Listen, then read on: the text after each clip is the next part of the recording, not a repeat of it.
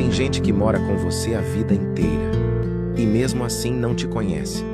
Aí vem um cachorro, entra na sua rotina e entende tudo, até o que você tenta esconder de si mesmo. Ele percebe o seu silêncio. Repara quando você força um sorriso.